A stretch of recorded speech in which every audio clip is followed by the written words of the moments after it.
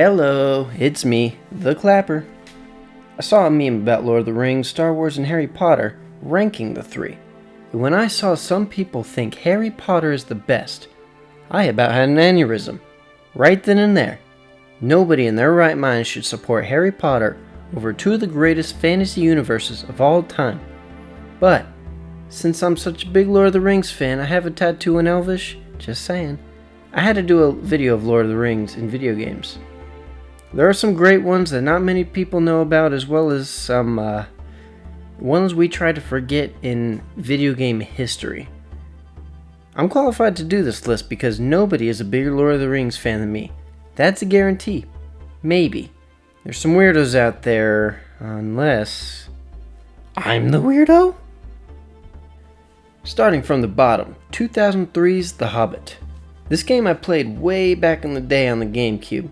Not that long ago, I know, there's some older stuff. On with video. This game was filled with puzzles, collectibles, and of course, an interesting take on the story. Most reviews I came across said this game is not worth the time, but I thoroughly enjoyed it. There will always be frustrating moments in any game. This one for me would easily be the puzzles. I like puzzles, but this one had things such as opening a chest in a certain amount of time, failure ending in damage done. I died a lot, man. But nothing will compare to the dreaded bottles in the cellar.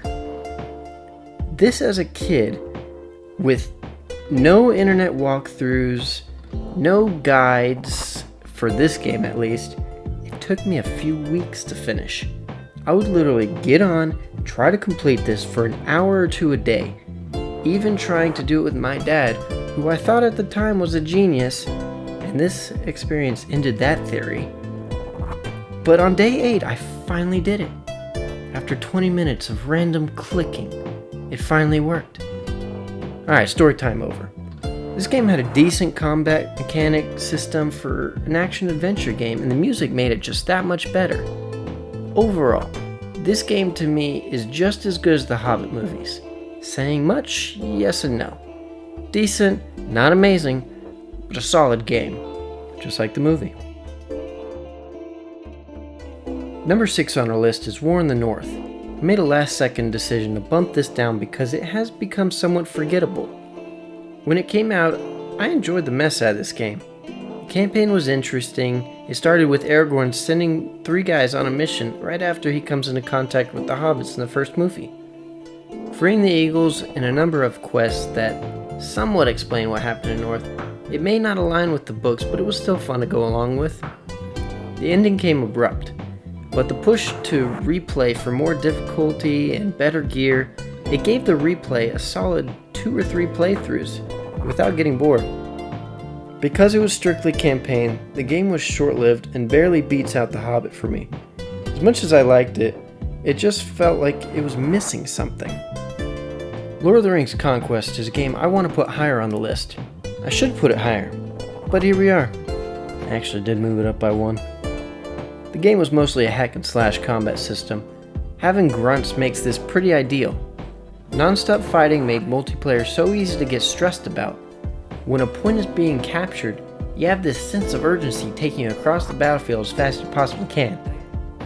With the 4 classes, Scout, Warrior, Mage, and Archer, basics, playing with friends has a strategy to find a good balance, reminding me of Battlefield, for instance, or Battlefront 2, Star Wars. But, here we are. I was lucky enough not to have Xbox Live. Sarcasm, I was pissed. I didn't really get to enjoy the online features like some people, and especially later when I finally did and no one's playing anymore. I did play it against AI with increasing difficulty, and it brought hours and hours of fun. I couldn't stop playing it. The campaign both followed the story with a twist, but my favorite was the evil campaign if Frodo failed to destroy the ring. Killing hobbits on the final mission was good fun, especially with Sauron. Shouldn't be saying that. As always, if there is a Lego game, it will make the list.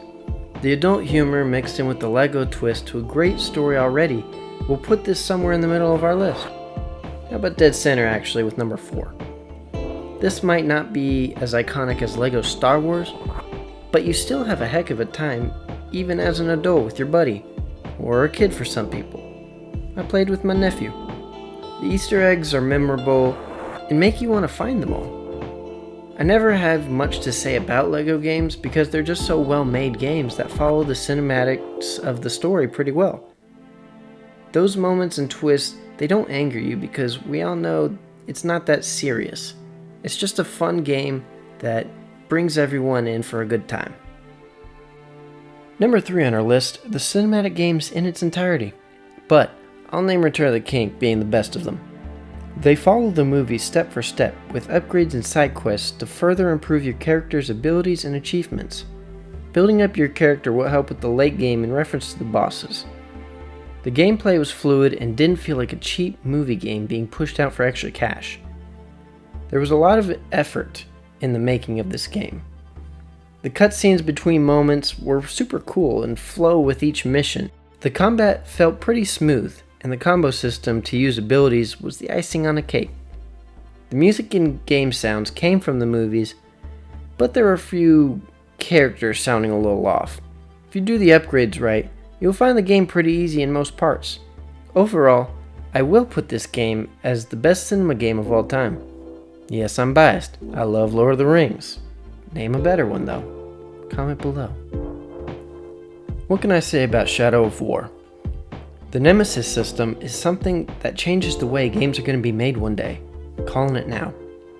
I'm excited to see how it develops in the next generation especially. I can go on about the research I've done, but let's stick with the game. I have it as number 2 because this is such a well-made game. I believe it's the best made because they put so much time and effort into it, especially with the Nemesis system. That's all I can say. Nemesis. The only downside I have is easily how the game is not canon. Do not believe it, the story is not true, but it was a very enjoyable game to a point, and I have replayed it multiple times, continued on after I beat it, every time play around with the Nemesis system. Got that clear? Cool. Now, a short explanation on what the system is. The orcs have emotions, memory, and both perks and weaknesses. This makes every encounter unique and requires careful planning. The story mode to me feels short and out of place.